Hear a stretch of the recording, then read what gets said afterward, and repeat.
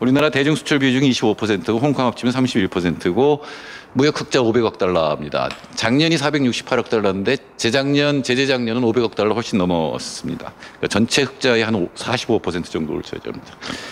중국이 우리나라 채권 보유가 17조 원 넘어서 그것도 한 17% 갖고 있고 중국에 진출한 기업은 2만 개가 넘습니다. 또 하나는 한국 관광객인데 뭐 요새 다 느낄 수 있습니다만 이 서울 교통이 막히면 그건 중국 관광객 때문이죠. 한 600만 명 정도 되고 1인당 지출이 전체 관광객 지출의 5배쯤 됩니다. 무지하게 쓴다는 얘기죠. 주로 화장품 사는 겁니다. 그래서 면세점의 70% 매출을 차지하고 쇼핑 금액이 10조 원이 넘습니다. 사실은 중국 관광객만 안 와도 상당히 위험합니다.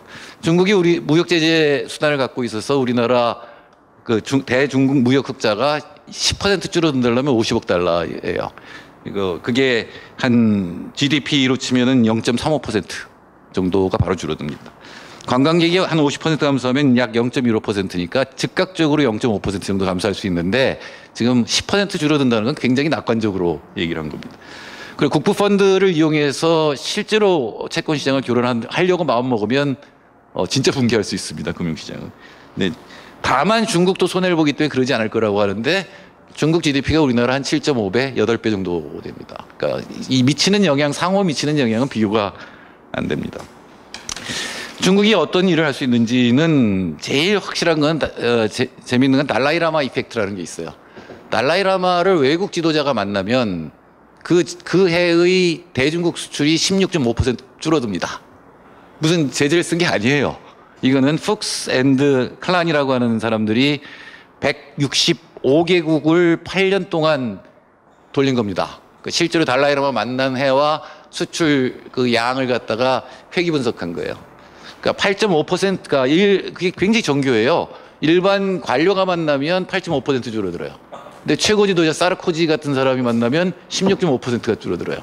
중국 정부가 의도를 갖기만 한다면 SPS 위생 검역하고 기술 장벽을 통해서 제재를 하는 것이 얼마든지 가능합니다. 이럴 때마다 우리 정부가 하는 얘기가 WTO나 아니면 한중 FTA가 있어서 그걸 갖다가 제소할 수 있다 그러는데 제가 보기에 우리나라 기업 중에 중국 정부를 대상으로 ISD를 제기할 간 큰 기업은 없습니다. 하더라도 그거 몇 년 걸려요. 한 10년 걸립니다. 10년 동안 우리 경제가 남아있을 수는 없을 거라고 저는 생각합니다. 중국 정부가 통제하지 않더라도 한국에 대한 감정이 나빠지는 경우고 바로 밑에 보면 환구시보에서 조사를 했어요. 한국 기업에 대한 제재 조치를 묻는 설문조사를 했는데 10일 현재 5만 9천 명이 참여해서 90%가 제재에 찬성합니다. 그럼 관광객도 확 줄어들 수 있고 중국 정부가 별로 제재를 안 해도 별로 조치를 안 해도 중국에서 한국의 소비재 판매는 굉장히 줄어들 가능성이 높습니다.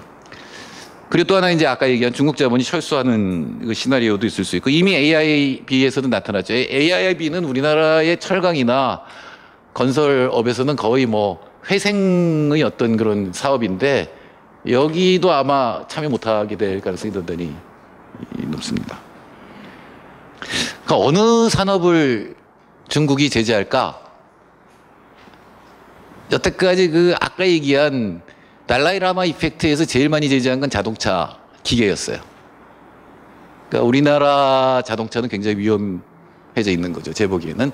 현대 기아차가 지금 재고가 200만 대예요. 지금 싸놓은 게 안 팔려 싸놓은 게 200만 대인데 중국 판매량이 180만 대 정도 돼요. 1년에. 이 중국 제재까지 들어가면은 현대 기아는 굉장한 위험에 빠진다라고 볼 수 있습니다. 제일 큰 문제는 지금 세계에서 가장 강력한 생산체제는 동아시아 생산체제입니다.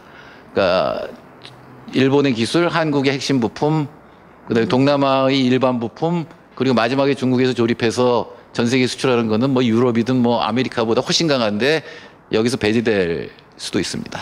그러니까 동아시아 생산체제에서 한국이 완전히 빠져버리면 어디 갈 거냐.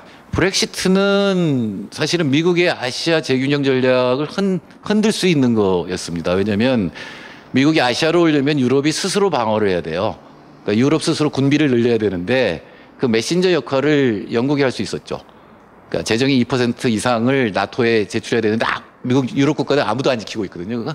그랬는데 영국이 빠져버리면 이제 미국은 프랑스나 이런 나라들하고 교섭을 해야 되기 때문에 아시아로 돌리는 데는 이게 뭔가 부담이 될 수 있었는데 이 사드 배치 때문에 미국의 고민이 사라졌죠. 동북아 일본도 그렇고 한국도 그렇고 경쟁적으로 군비를 증강시키니까 아시아 재균형 전략의 미국 비용 부담이 상당히 줄어드는 이런 결과가 되고 있다라고